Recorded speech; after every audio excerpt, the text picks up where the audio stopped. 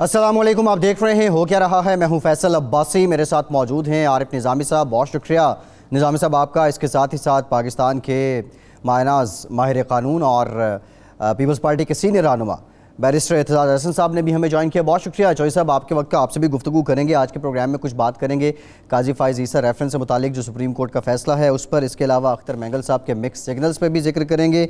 PIA की जो report वज़ीर-ए-आज़म को दी गई है उसकी बात भी करेंगे। अली ज़ैदी साहब का JRTs पब्लिक करने का मुतालबा, इससे मुतालिक भी बात करेंगे निज़ामी साहब। लेकिन मोस्ट इंपॉर्टेंट, पाकिस्तान में इस वक्त जो मुसद्दिका केसेज़ हैं कोरोना के वो 1,82,000 हैं। 3604 लोग जान से जा चुके हैं, 71,458 सेहतयाब हो चुके हैं। प्राइम मिनिस्टर ने यह कहा कि शुक्र है कि मोदी वाला लॉकडाउन नहीं लगाया, और अगर सूबे मुझसे पूछ लेते तो ऐसा लॉकडाउन ना होता। निज़ामी साहब आपके कमेंट्स।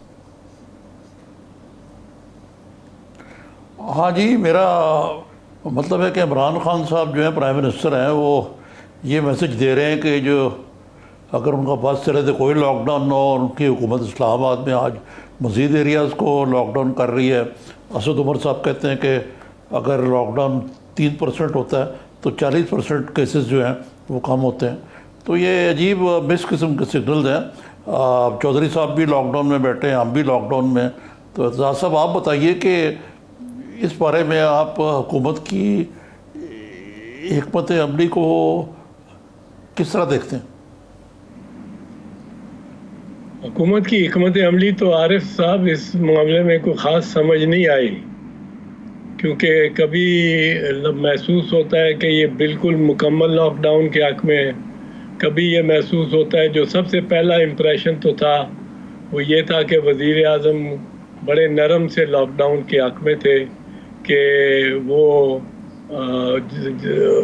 सिलेक्टिव लॉकडाउन या स्मार्ट लॉकडाउन स्मार्ट हो कि जिसके तहत कारोबार भी चलते रहें, बाज़ार भी खुले रहें, और ख़ासकर उनकी ये एक बार बार जो उन्होंने कहा तो बात की थी कि जी जो दिहाड़ीदार है वो भूखा मर जाएगा, उसके लिए भी कोई गुंजाइश रहे कि दिहाड़ी उसकी चलती रहे, यौमिया उसकी उजरत उसको कुछ मिलती रहे। तो दूसरी जानिब अब जो भी फ़ैसले हुए हैं वो फ़ैसले तो वफाकी हुकूमत की मंशा और मर्ज़ी को या के मुताबिक हुए हैं या उसको शामिल करके हुए हैं। कोई भी नहीं कह सकता कि जी वफाकी हुकूमत में कि हम बिल्कुल ज़िम्मेदार नहीं हैं, क्योंकि ये तो CCI और एक जो इन्होंने और बॉडी बनाई है कोरोना पे, COVID-19 पे, वो उस बॉडी लार्जर बॉडी उनके उसमें चीफ मिनिस्टर्स भी शामिल होते हैं चारों, और वफाकी हुकूमत भी होती है, और इत्तफाक राय से ही सारा कुछ हो रहा है जो हो रहा है। बीच में एक ज़रा मुश्किल डाली थी, अगर किसी ने फैसला हतमी किया है इस मामले में तो वो सुप्रीम कोर्ट ने किया है, जिसने कहा कि लॉकडाउन होना ही नहीं चाहिए और दुकानें बंद ही नहीं की जा सकती। आर्टिकल 4, आर्टिकल 18, आर्टिकल 25 को लेके, और किसी दुकान को सील नहीं किया जा सकता, कोई SOPs एनफोर्स नहीं किए जा सकते, वर्चुअली ये कह दिया था। और वो तो वो लॉ, वो कानून, मेरे ख्याल में वो फैसला अभी तक मौजूद है और वो कानून है पाकिस्तान। अगर कोई चैलेंज करे उसकी बुनियाद पे इसको, उसके तहत तो सब कुछ खुल जाना चाहिए। एतजाज़ साहब एक ब्रेक लेते हैं, एक के बाद जब वापस आएंगे यहीं से गुफ्तगू का सिलसिला जोड़ेंगे। वज़ीर-ए-आज़म ने ये जो कहा कि अगर सूबे पूछ लेते थे, इस अगर का 18वीं तरमीम से क्या ताल्लुक है, ब्रेक के बाद इस पर बात करते हैं। हमारे साथ रहिए।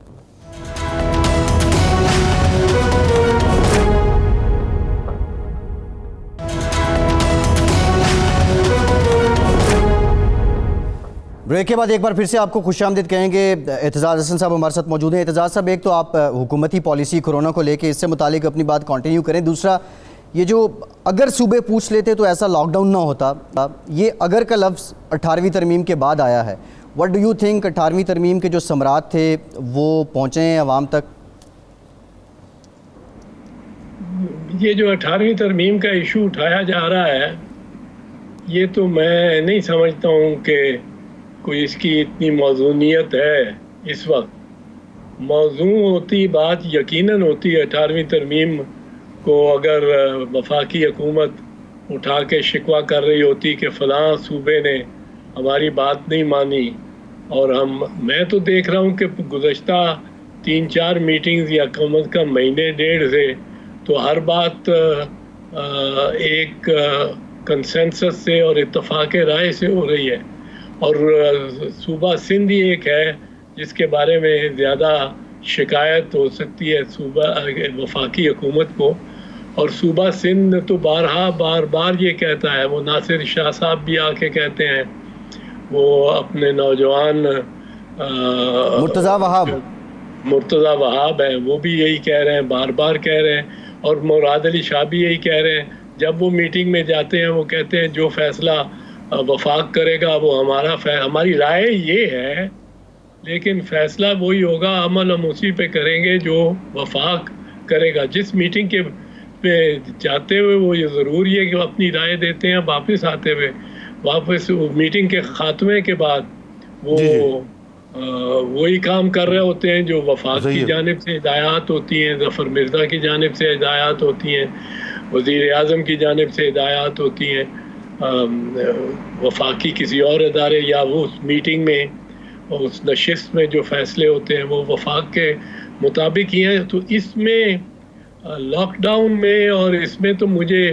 शिकवा 18वीं तरमीम के हवाले से बनता नज़र नहीं आता। वो शिकवा ये 18वीं तरमीम के साथ वफाकी हुकूमत को बज़ाहिर ये शिकवा है कि इससे सूबे ज़रा आज़ाद हो गए हैं और वो अपनी पॉलिसी ख़ुद बना सकते हैं।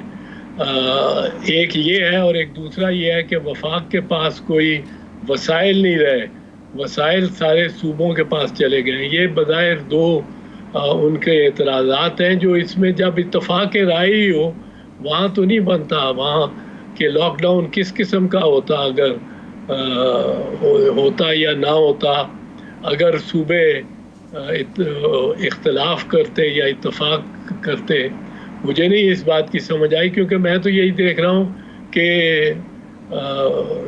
सूबा पंजाब वज़ीर आज़म का अपना है, खैबर पख्तूनख्वा उनका अपना है, सिंध जो है वो अगर उनका नहीं है तो सिंध तो कहता है आते जाते ये कहता है अब कि जो वफाक फैसला करेगा हम अपनी राय देंगे, लेकिन जो वफाक फैसला करेगा वो हम करेंगे।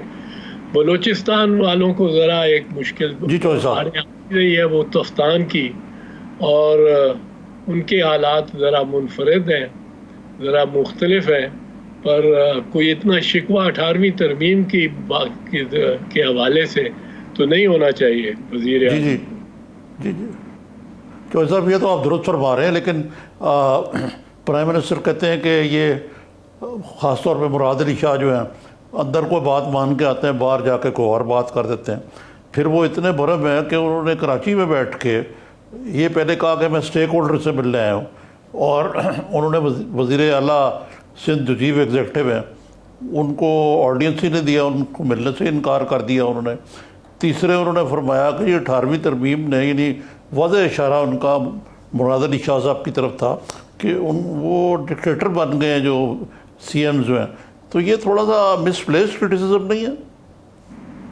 मेरे ख्याल में तो मिसप्लेस्ड है, ये उससे उल्टी बात हो रही है।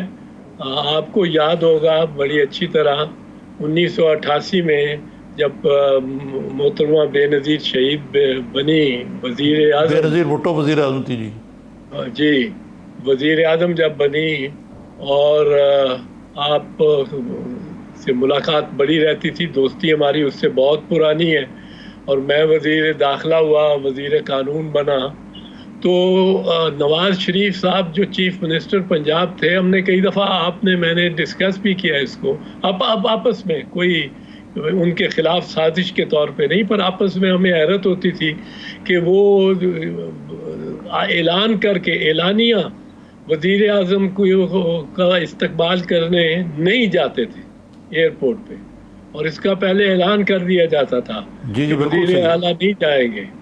तो ये तो को हमें उस वक्त भी बुरी बात लगती थी, उस वक्त वजीर आला कर रहे होते थे। इस वक्त वजीर आज़म अगर करते हैं तो कोई अच्छी बात नहीं है। कराची जाके उनको चाहिए था सबसे पहले मिलना मुराद अली शाह को। और आपको ये भी याद होगा कि जब नवाज शरीफ आने के तैयार ही नहीं थे बीबी को के इस्तकबाल के लिए तक, तो हमने फिर ये सोचा कि हम वही हाथ बढ़ाते हैं दोस्ती के लिए, तो हम ही हाथ बढ़ा देते हैं। और हमने फिर ये तय किया कि बीबी जाएंगी, और बीबी जहांगीर बदर साहब जो लाहौर की नुमाइंदगी और पंजाब की ज़्यादा करते थे, उनको लेके मरहूम जहांगीर बदर साहब को मियाँ नवाज शरीफ के घर 25 दिसंबर 1988 को गई बतौर वज़ीर आज़म मुबारकबाद देने उनकी सालगिरह की। तो हमने कोई और कुछ गिफ्ट्स भी साथ ले गई, हमने ये किया। लेकिन वो नवाज शॉल का तोहफा दिया था उन्होंने, शॉल का तो बिल्कुल शॉल का तोहफा दिया था। उसके बाद आपको याद होगा कि एक डिनर था जिसपे हम आप इकट्ठे थे, वो उधर से होके आई थी और बड़ी खुश थी कि मैंने आज पहला उठा लिया है और दोस्ती होगी, हम किसी से झगड़ा नहीं चाहते। आपसे भी बात करती रही इस बारे में। तो लेकिन नवाज शरीफ साहब अपनी जगह बज़िद रहे। वो इस अगली मर्तबा इस्लामाबाद आए तो सीधे प्रेसिडेंसी से निकल के सीधे असलम बेग साहब, जनरल असलम बेग साहब के घर, और वहाँ से हमने सोचा कि शायद वज़ीर आज़म की तरफ आ जाए, क्योंकि पिंडी में उस वक्त था क़याम वज़ीर आज़म का और रिहाइश वज़ीर आज़म की वहाँ थी। तो हमने सोचते रहे कि शायद इस्लामाबाद पहले गए, फिर पिंडी ये पता था कि असलम बेग साहब के कॉल करने जा रहे हैं, फिर आएंगे, इतला आ जाएगी, पर हम देखते रहे और वो जीटी रोड पे चढ़े और सीधे लाहौर आ गए। और एक दफ़ा नहीं 2-3 मरतबा उन्होंने यही किया। मरी चले गए, मरी से आए और प्रेसिडेंसी गए, प्रेसिडेंट साहब से मिले और लाहौर चले आए। अच्छा, तो जी सही चौधरी साहब, लेकिन इसका उनको इसका खुमियाजा भी तो भुगतना पड़ा ना चौधरी साहब। बिल आखिर उनको अपनी हुकूमत से हाथ धोना पड़ा जब वो वज़ीर आज़म बने और ग़ुलाम इसाक़ ने उनको फारिग कर दिया और बाद अज़ाब भी वो फारिग हुए। तो ये कोई अच्छी रवायत तो नहीं है। मेरा नहीं ख्याल कि ये हम COD के बाद और काफ़ी इन चीज़ों से आगे आ चुके हुए थे। तो अब ये पीछे की तरफ जो कदम है, मसलन 18वीं तरमीम है, ये कंसेंसस से भी बदल जा सकती, कोई सहीफ़ा आसमानी तो नहीं है। इसी तरह NFC अवार्ड है, वो कहते हैं गरीब कर दिया है वफाक को, लेकिन शायद वो ये भूल जाते हैं कि पाकिस्तान एक पीपल्स पार्टी गवर्नमेंट ने जो 18वीं तरमीम और इसके ज़रिए इसको दोबारा इसकी वफाकियत को और इसके कौसाई प्रेसिडेंशियल सिस्टम को रोल बैक किया था। तो अब उसको दोबारा उस तरफ ले जाना जो है ये तो बहुत महंगा सौदा होगा। और ये कोई ज़कात नहीं है जो सूबों को दी जाती है, ये तो सूबों का हक़ है जो NFC अवार्ड के तहत उनको मिलता है। जी बिल्कुल आरिफ साहब, और मैं आपको एक चीज़ बता दूँ, मैं कालाबाग डैम के हक़ में हूँ। मैं ये समझता हूँ कि कालाबाग डैम उस वक्त नहीं बन सकता जब तक चारों भाई जिनका पानी है वो इस पे राज़ी ना हो। ये एक इतने छोटे से खाल पे एक भाई अपनी बारी से आधा घंटा पहले नक्का लगा के और बड़े भाई का या छोटे भाई का पानी जाता हुआ रोक के अपनी खेती पे लगा ले तो वहीं कत्ल हो जाते हैं। तो ये तो दरिया बह रहा है और चारों भाइयों का पानी है, चारों सूबों का पानी है। सो गो हरचंद में कालाबाग डैम के हक़ में हूँ। मैं ये नहीं समझता कि ये बन सकता है। इसी तरह हरचंद में 18वीं तरमीम के ख़िलाफ़ ही क्यों ना हूँ, अगर मैं हूँ तो मैं ख़िलाफ़ ही क्यों ना हूँ, पर ये 18वीं तरमीम भी अब एक कंसेंसस से बनी है। वैसा कंसेंसस आप पैदा करने की कोशिश करें, बेशक कोशिश करें। कोई जिस तरह आपने कहा है कुरानी या आसमानी सहीफ़ा तो नहीं है। हम जैसे गुनाहगार लोगों ने ही वोट किए हुए इस पे और बनाया हुआ है इसको। तो आप ज़रूर इसकी बेशक इसके ख़िलाफ़ राय को हमवार करने की कोशिश करें। और इसके होते हुए ये जिद तो ना लगा लें सूबों के साथ और इनफरादी तौर पे सियासतदानों के खिलाफ। मिसाल के तौर पे मुराद अली शाह, कि आप मुराद अली शाह को टारगेट ही कर लें। मुराद अली शाह मैं समझता हूँ कि मुझे तो बड़ा सच्ची बात है, वो मेरी पार्टी से है, वो ये भी बात होगी, पर मुझे तो बड़ा शाइस्ता किस्म का शख्स लगता है। जी। शाइस्ता मिजाज है, शीरी गुफ्तार है, कोई बात जो करता है दलील से करता है।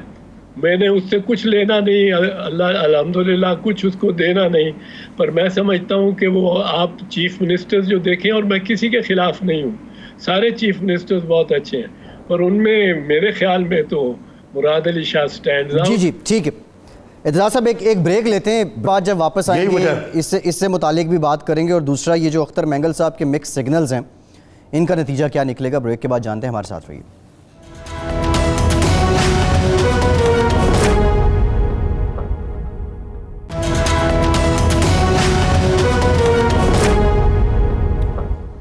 ब्रेक के बाद एक बार फिर से आपको खुशामदीद कहेंगे, सियासी मामलात से मुतालिक कुछ मज़ीद बात भी करेंगे। निज़ामी साहब, एक अहम अदालती फ़ैसला सामने आया, जो सदारती रेफरेंस था काजी फ़ायज़ ईसा साहब से मुतालिक, उसको कलअदम करार दिया गया। इससे मुतालिक भी कुछ बात कर लेते हैं। ये काजी फ़ायज़ ईसा के जो रेफरेंस है, ये तो कलअदम करार दे दिया है सुप्रीम कोर्ट ने, लेकिन साथ ही ये पख लगा दी है कि जी वो एक ख़ास मखसूस मुद्दत 60 दिन के अंदर FBI इसकी तहकीक करके रिपोर्ट दे। तो ये आप इस फैसले को किस तरह देखते हैं? पहले तो इससे बड़ी मिठाइयाँ बांटी गई और अब हमारी बार एसोसिएशन और बार काउंसिल और आमिद खान जैसे वकीलों ने बड़ा इसको सराहा, लेकिन बाद ये भी फैसला किया गया कि इस पर रिव्यू पेटिशन डाली जाए। ये कोई दूध में मेंगनियाँ डाल दी गई हैं।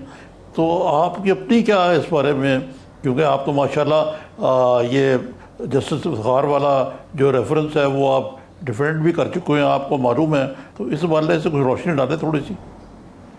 इसमें बात अगर पहले तो फैसले को अगर देख लेना, तो फैसले में जो बात इन्होंने बुनियादी तौर पे की है, वो कहा है कि जो रेफरेंस सदर अलवी ने दायर की थी सुप्रीम जुडिशल काउंसिल में, वो कलअदम है, और जो show cause notice supreme judicial council ने जारी किया था काजी फ़ायज़ ईसा साहब को, वो भी कलअदम है।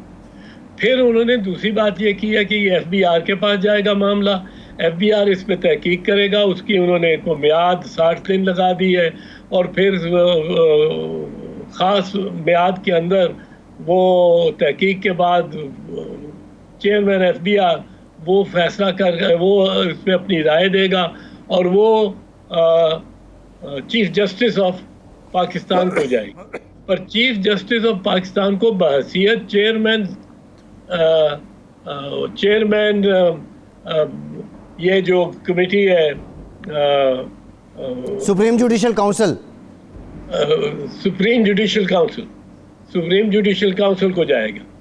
तो वाया वो इधर से उसको बंद करके, रास्ता बंद करके ऊपर से ले जाके फिर उधर सुप्रीम जुडिशल काउंसिल में ही भेज दिया, ले गए हैं मामले को। जो जिस बात पे मेरा ख्याल है, आपने नाम लिया हामिद खान साहब का, हामिद खान और दीगर वकला, वो बड़े मुतमईन हो गए होंगे। वो उसका पैराग्राफ 1 है कि for reasons to be recorded the reference is set aside and the show cause notice is set aside. लेकिन मैंने तो पहले ही देखते ही ये कह दिया था कि 2-3 चीज़ें इसके बारे में वाज़ेह होनी चाहिए। पहली तो मैं एक चीज़ को मैं समझता हूँ कि ये ऐसा मुकदमा नहीं है जिसमें supreme court supreme judicial council के इख्तियारात को खुद ले या उनको तलफ कर दे कि वो ख़त्म हो गए और रेफरेंस कोई डिक्लेयर कर दे, करार दे बिल्कुल बदनीयती पर मबनी और गलत, और ये वो केस नहीं है। बुनियादी तौर पे ये इख्तियार, ये फैसला करना कि किसी जज ने कोई ऐसा अमल किया है, ऐसा काम किया है कि वो जज रहने के हक का हकदार नहीं है, ये फैसला और ये सिफारिश करनी सिर्फ सुप्रीम जुडिशल काउंसिल का इख्तियार है, सिर्फ। और इसको ये सुप्रीम कोर्ट नहीं ले सकती।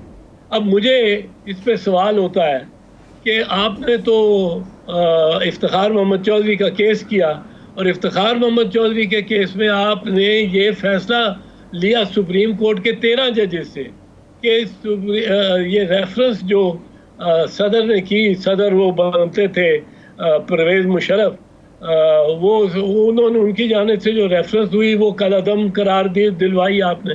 तो ये तजाद है, तजाद नहीं है। निज़ामी साहब बड़ी, और फैसल जी बड़ी दिलचस्प कहानी है ये जी। केस जब बहस हो रहा था सुप्रीम कोर्ट में रेफरेंस के खिलाफ जो सदर ने मुशर्रफ ने की थी सुप्रीम जुडिशल काउंसिल में, 13 जज बैठे थे। वो जज जो सुप्रीम जुडिशल काउंसिल में है, chief justice, acting chief justice भगवान दास, और फिर डोगर साहब और जावेद इकबाल साहब, सीनियर मोस्ट जजेस, ये बैठे नहीं थे, तो बाकी 13 जजेस थे। अब 13 जजेस में मैंने उनको कहा कि ये कोई रेफरेंस है ही नहीं। वो कहने लगे ये तो आप बहस करेंगे लंबी, और मैंने कहा जी मैं तो 2 मिनट की बहस करके आपको ये साबित कर देता हूँ कि ये रेफरेंस ही नहीं जी। खलील हमदे साहब कहने लगे ये कैसे आप कहते हैं, ये 2 जुलाई 2007 को जो सुप्रीम कोर्ट का ऑर्डर है उसमें ये सारा नोटेड और दर्ज है। मैंने कहा जी ये रेफरेंस है ही नहीं, आपके सामने रेफरेंस ही कोई नहीं है। वो कहने लगे कैसे आप कहते हैं। मैंने कहा मैं ये आपको बता देता हूँ, अभी दिखा देता हूँ। कहने लगे ये तो आप लंबे बहस पे शुरू हो जाएंगे। मैंने कहा मैं 2 मिनट, सिर्फ 2 मिनट में दिखाऊँ। कहने लगे बताएं। मैंने कहा एक हवाला सिर्फ ज़हन में रखें कि 1993 में जब सुप्रीम कोर्ट ने doctor Naseem Hasan Shah chief justice थे, उन्होंने बहाल की थी नवाज शरीफ की असेंबली, जिसको डिसमिस किया हुआ था इसहाक खान ने, सदर ने, उसको 26 मई 1993 को सुप्रीम कोर्ट ने बहाल किया था। और सुप्रीम कोर्ट ने ये कहा था, फैसला किया था कि ऐसे दस्तावेज़ात हैं इस फाइल पे जिनका सदर ने एनलाइटेंड मुतालिया नहीं किया, मतलब मुतालिया किया है जी जी, लेकिन उनको रैशनल तौर पे मंतक और लॉजिक के हवाले से नहीं देखा, उसके मुखालिफ देखा। मैंने कहा ये फैसला, कहने लगे हाँ। मैंने कहा मैं ये साबित करूंगा कि सदर मुशर्रफ, वज़ीर आज़म शौकत अजीज़, वज़ीर कानून वसी ज़फ़र, अटॉर्नी जनरल शरीफुद्दीन पीरज़ादा, जो शरीफुद्दीन पीरज़ादा वकील थे मुशर्रफ के, जी जी, मलिक कयूम ये वकील थे, 2-4 और भी उनके वकील थे। मैंने कहा इनके साथ सारी जो सुप्रीम जुडिशल काउंसिल है जिसने हुक्म इम्तनाई जारी किया है अपने चीफ जस्टिस के खिलाफ, किसी एक ने ये रेफरेंस नहीं पढ़ा। जी जी। वो कहने लगे आप किस तरह कह सकते हैं। मैंने कहा मैं साबित करता हूँ। कहने लगे किस तरह। मैंने कहा पैरा नंबर 32 पे आज तशरीफ लाइए, ज़रा उधर आइए। इस रेफरेंस 13 जजों ने सारे बैठे हुए, वो उन्होंने पैरा नंबर 32 पे आ गए। 32 पे लिखा था हिंसा 32 का, आगे लिखा था डिलीटेड, और पूरा ब्लैंक था, उसके आधा पेज ब्लैंक था। मैंने कहा जी अगर पढ़ी होती तो ये तो कंप्यूटर ग्लिच है। आप वो करते 32 को, वो कहते हैं, मैं कहता आपने स्टेनो को 32 को 33 को 32 करके लेके आओ और इसको वो शोर पड़ गया। ये बड़ी इंटरेस्टिंग बात आप बता रहे हैं एतजाज साहब। निज़ामी साहब आप कुछ पूछना चाह रहे हैं? मैं एक चीज और जरा अर्ज करता हूँ। हाँ मैं पूछना चाह रहा था जी जी जी जी चौधरी साहब, ये से बात अर्ज कर दूं, आपको वक्त थोड़ा रह गया। वो मैंने कहा सफा में वो पैरा नंबर 36 देख लें, वो भी ऐसे ही है। ये किसी ने पढ़ा ही नहीं। फिर मैंने कहा कि जो इसके साथ डॉक्यूमेंट्स लगाए हैं इन्होंने, जो सबूत के तौर पे मुहैया किए हैं, कि जो कुछ एलिगेशन इल्ज़ाम लगाया है रेफरेंस में, उसका सबूत ये है, ये 10 डॉक्यूमेंट्स हैं, ये 20 रसीदें हैं, ये वो है। मैंने कहा वो भी किसी ने नहीं पढ़े। कहने लगे कैसे कहते हैं? मैंने कहा सफ़ा 64 देखें। सफ़ा 64 पे एक पैम्फलेट पर लगा हुआ था। वो पैम्फलेट था कि जनाब चीफ जस्टिस बलूचिस्तान ही फलां फलां फलां नहीं है, बल्कि सुप्रीम कोर्ट और हाई कोर्ट के तमाम जज साहिबान फलां फलां फलां हैं। और गालियां थी, गालियां। चौधरी साहब एक सही है, आपका ये पॉइंट आ गया है। अच्छा, ये मैं पूछना चाह रहा था आपसे कि ये जो अख्तर मेंगल अलहदे हुए हैं अलायंस से, हुकूमती अलायंस से, ये कितना सीरियस डेंट है पीटीआई की कोalition में? इसलिए नहीं कि 4 आदमी हैं उनके और एक सेनेटर है गालबन, और बलूचिस्तान में उनके शायद 10 लोग हैं, बल्कि अपोजिशन में अगरचे वहाँ पे, इसलिए कि ये एक बलूचिस्तान की नेशनलिस्ट पार्टी है और वो कहते हैं हमारे किसी मुतालबे पर इमरान खान साहब ने साथ नहीं कहा। तो ये इसको आप कितना संजीदगी से लेते हैं इस मामले को? मामला बड़ा संजीदा है, गंभीर है,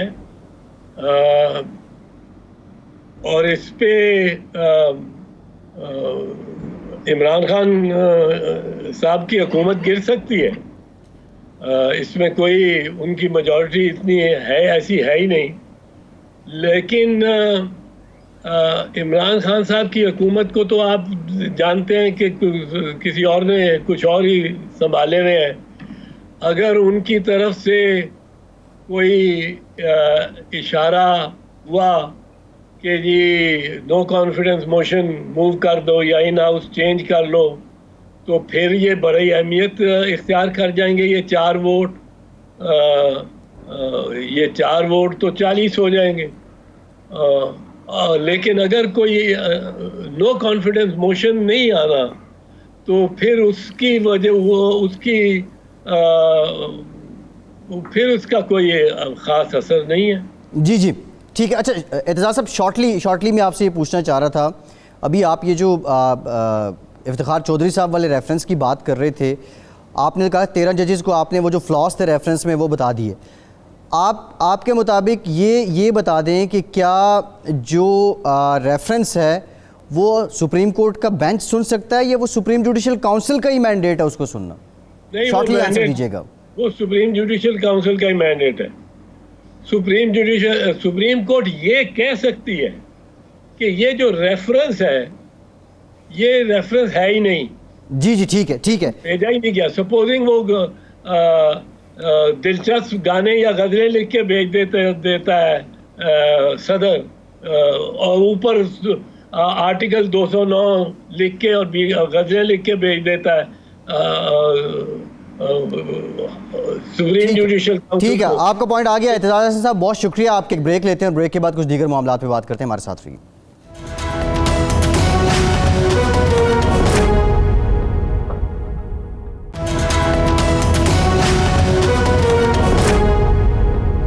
ब्रेक के बाद एक बार फिर से आपको खुशामदीद कहेंगे। निज़ामी साहब, ब्रेक से पहले एतजाज़ हसन साहब कह रहे थे कि अगर नो कॉन्फिडेंस मोशन आ जाती है तो मौजूदा हालात में इमरान खान साहब की हुकूमत गिर सकती है। हुकूमत को तो फ़र्क पड़ रहा है अख्तर मेंगल साहब के अलहदा होने से, अपोजिशन को क्या फ़र्क पड़ेगा निज़ामी साहब? नहीं, लेकिन देखिए उन्होंने एक और बात कही है। उन्होंने कहा ये कि ये सूरत होगा कि जो मलफूफ अंदाज से उन्होंने कहा कि जो क़ुव्वतें इमरान खान के साथ खड़ी हैं या पीछे खड़ी हैं, वो अगर चाहेंगी तो ऐसे होगा, अदरवाइज़ नहीं होगा। मसलन जो मेंगल साहब के जाने से हुकूमत नहीं टूटती, लेकिन अगर चौधरी बरदरान और MQM ये फैसला कर लेते हैं तो हुकूमत टूट जाती है। और यकीनन इसमें ये दोनों पार्टियां जो हैं ये सिर्फ जब तक बत्ती उनको ग्रीन नहीं लाइट नहीं मिलेगी वो इशारा क्रॉस नहीं करेंगे। वैसे निज़ामी साहब, अंदर की क्या खबर है? ये मेंगल साहब के अलहदा होने के बाद पंजाब में और बिलखुसूस चौधरी बरदरान भी कुछ सोच रहे हैं या अभी वो सिर्फ जायज़ा ले रहे हैं? चौधरी साहब बहुत बरम और नाराज़ हैं, लेकिन वो ऐसा कदम कोई नहीं उठाएंगे जिससे इमरान खान की हुकूमत डिस्टेबलाइज हो। अगर उन्होंने उठाया तो फिर समझ लें कि उनको कह दिया गया कि जी इमरान खान का डब्बा गोल है। जी अच्छा, ये इससे रिलेटेड, ये मैंगल साहब से रिलेटेड मैं आपसे लास्ट क्वेश्चन पूछूंगा। पहले जरदारी साहब से टेलीफोनिक रब्ता और फिर उसके बाद मौलाना फजलुर रहमान साहब से मुलाकात, ये क्या कोई मैसेज है कि भाई वरना मैं आने वाला हूँ इनके पास दोबारा से? जी मैं इसमें इजाफा करता हूँ, शहबाज शरीफ साहब से भी रब्ते हुए हैं जी। उन्होंने कहा जैसे ही मेरा ये क्वारंटीन पीरियड ख़त्म होता है हम इस मसले पे APC बुलाएंगे जी। और बिलावल साहब आगे ही कह चुके हैं इस बात के ऊपर। तो बिलावल और शहबाज शरीफ भी इन टच हैं, बिलावल और मैंगल साहब भी इन टच हैं, मैंगल और जरदारी साहब भी इन टच हैं। फिर ये मौलाना फजल रहमान की जो मीटिंग है ये भी बड़ी ख़तरनाक है, क्योंकि मौलाना फजल रहमान की मेरा ख्याल है 10 सीटें या JUIF की। जो चौधरी साहब ने असल बात कही है ना वो ये कि BA कि वहाँ पे जो बाप पार्टी है उसकी भी हुकूमत जो है वो ख़तरे में पड़ सकती है। बाप पार्टी तभी होगी जब उनके बाप उसको डिस्टेबलाइज करना चाहें। दूसरी ये है कि ये बात आप याद रखें कि ये जो बलोच नेशनलिस्ट हैं इनकी जो बातें हैं ये बलूचिस्तान में ज़बान ज़द खासा आम होती हैं। इसमें वो भी शामिल है जो हुकूमती पार्टी में वजारतों के मजहबी लूट रहे हैं, वो भी इस किस्म की गुफ्तगू करते हैं। जी जी तो जी, एक मरला आ सकता है कि ये लोग भी अवामी प्रेशर या और नेशनलिस्ट प्रेशर के ज़रिए ये कुछ अपने रवैये पर नज़रसानी करें और मैंगल के साथ कोई इत्तेहाद बना लें। जी जी ठीक है। निज़ामी साहब आप कह ये रहे हैं कि अगले कुछ हफ्तों में अपोजिशन का सुकूत टूटने वाला है और शायद फिर से कोई अलायंस की तरफ ये अपोजिशन जाए। खैर एक और मामला निज़ामी साहब, मैंगल साहब ने खुद भी हिंट कराई है इस तरफ। जी जी जी जी जी बिल्कुल ठीक है। अच्छा, लेकिन अब ये देखना ये होगा कि रूह रवां फिर से मौलाना फजलुर रहमान होंगे या मैंगल साहब होंगे। PIA की रिपोर्ट से मुतालिक वज़ीर-ए-आज़म साहब को पेश कर दी गई है। आज वज़ीर आवाज़ी सरवर खान साहब ने यह कहा है कि बुध को कौमी असम्बली में भी आ जाएगी। जो ज़राए से मंदरजात इस रिपोर्ट के सामने आ रहे हैं निज़ामी साहब, उसमें पायलट और कंट्रोल टावर दोनों को ज़िम्मेदार ठहराया जा रहा है। एक तो क्रेडिट बनता है सरवर खान साहब का कि 1 महीने में रिपोर्ट मुरतब कर ली है, लेकिन इस रिपोर्ट के बाद क्या होगा? ये देखें, ये रिपोर्ट जो है बड़ी कोई तीर नहीं मार रही है। ये तो बड़ा वाज़ेह हो गया था हादसे के वक्त ही कि ये जहाज़ की ख़राबी नहीं बल्कि पायलट एरर है। तो जो उन्होंने, आपको याद है मैंने प्रोग्राम में भी कहा था कि हॉट एंड हाई मतलब है कि ये बहुत ज़्यादा तेज़ स्पीड पे था और बहुत ऊंचा था, और जब इतनी ज़ोर से वो लगा नीचे तो उसके लैंडिंग गियर वगैरह और उसकी जो इंजन है वो तब डैमेज हो गए। उसके बावजूद वो इस रिपोर्ट से पता लगता है कि 12 मिनट वो चक्कर लगाता रहा, और रिपोर्ट ने सही कहा कि उसको दोबारा लैंडिंग की कोशिश नहीं करनी चाहिए थी। उसको जो हो गया था ना वो करते तो इतना नुकसान ना होता शायद। दूसरे दिलचस्प बात है कि इसमें CAA की नाअहली को भी किया गया है। फिर जो वो जो एयर कंट्रोलर्स होते हैं जी, वो देखें कि वो इतने बड़े हादसे के बावजूद वो बिजनेस एज यूजुअल थी, वो 7 बजे तक ड्यूटी करते रहे। हालांकि उनको फौरी तौर पे वो मुअत्तल करके उनको उनसे इंक्वायरी होनी चाहिए थी इस चीज़ की कि हुआ क्या। और ये हादसा जो है ये बहुत बड़ा संगीन है इस लिहाज से कि ये जो कैजुअल तसाल पसंदी है वो CAA में भी भरे हुए हैं सिफारशी लोग, और उस पर बढ़कर ये कि ये जो एयर कंट्रोलर्स हैं उनका हाल, वो जो CAA के नीचे ही आते हैं, उनका हालत ज़ार आपने देख लिया। और असल बात यह है कि ये अगरचे इस रिपोर्ट आ गई, लेकिन फ्लाइट रिकॉर्डर और जो वॉइस रिकॉर्डर है जो भी कहते हैं उसको, वो तो एयरबस इंडस्ट्री के पास है। वो जो रिपोर्ट देंगे ब्लैक बॉक्स बोलते हैं निज़ामी साहब उसको, ये यकीनी तौर पे वो रिपोर्ट, वो उनकी फाइंडिंग्स बड़ी इंपॉर्टेंट होंगी। अभी तो जो ज़राए से खबरें आ रही हैं उसमें ये भी हो रहा है कि पायलट अपना कंट्रोल टावर के साथ स्केड्यूल भी कॉकपिट वॉइस रिकॉर्डर भी है ना जी, कॉकपिट वॉइस रिकॉर्डर भी है, बिल्कुल ठीक कह रहे हैं जी, बिल्कुल ठीक कह रहे हैं। खैर निज़ामी साहब देखते हैं बुध को जब ये रिपोर्ट आ जाती है। एक और बात जो जी एक और बात मैं कहना चाहता हूँ कि वो रमज़ान के दिन थे जी। अब ये पायलट साहब जो हैं, मैंने सुना कि ये गालिबन रोज़े देते थे। शुगर लेवल जो है वो काफ़ी डिस्टर्ब हो जाता है। इसलिए जो PIA के पायलट्स हैं उन्हें कहा जाता है कि भाई आपने रोज़ा नहीं रखना। पता जी। नहीं उन्होंने SOPs किस हद तक फॉलो की, ठीक, क्योंकि जो कुछ पायलट ने किया वो कोई रैशनल नहीं था। ये और बात है कि वो अगर खुदकुशी, लेकिन एक और चीज़ जो है आपको बड़ी दिलचस्प है कि यहाँ भी सिंध और पंजाब के दरमियान एक DNA टेस्टिंग पे लड़ाई, उसके नतीजे में एक लाहौर में मॉर्चरी पड़ी है एक ऐसी शख्स की जो कि कराची में आइडेंटिफाई हुआ है और उसको दफन भी कर दिया होगा उनकी फैमिली ने, वो कोई और जी। है। तो मकसद है कि ये भी तो एक बड़ा अफसोसनाक पहलू है ना कि हमारी नालायकी की इंतहा है। हर मामले पे सियासत आ जाती है। आइडेंटिफाई नहीं करते। कभी आपने सुना ऐसी बात? जी जी निज़ामी साहब, अब बदकिस्मती से हर मामले पे सियासत आ जाती है और उस वक्त इमरान इस्माइल साहब ने पंजाब से टीम मंगवा ली थी, बाद में सिंध गवर्नमेंट ने कहा हमारे पास जी ये DNA करने की फैसिलिटी है। अच्छा, ये सियासत से एक ऑन अ लाइटर नोट, राजा रियाज साहब हैं फैसलाबाद से, PTI के MNA हैं, पहले अपोजिशन लीडर थे पीपल्स पार्टी की तरफ से पंजाब में, एक बड़ा कैजुअल सी पर्सनैलिटी है। उन्होंने अपनी जमात के ख़िलाफ़ कौमी असम्बली के इजलास से वॉकआउट कर दिया पेट्रोल के मामले पे, और ये बाद में कहा कि मुझे खिताब का मौका नहीं दिया जा रहा। ये क्या कोई वार्निंग है? इसको सीरियस लेना चाहिए को, या उनका जैलापन जाग उठा है? जैलापन तो है ही खैर, लेकिन राजा साहब लावाबाली का तबीयत के मालिक हैं। उनको ये भी मेरा ख्याल है गिला है कि उनको वफाकी काबीना में जगह नहीं दी गई। जो उनसे वादे किए थे वो पूरे नहीं किए गए। जी ठीक है निज़ामी साहब, प्रोग्राम का वक्त खत्म हो गया है। बहुत शुक्रिया आपका, आपके प्रोग्राम से इतना ही। फैसल अब्बासी को इजाज़त दीजिए।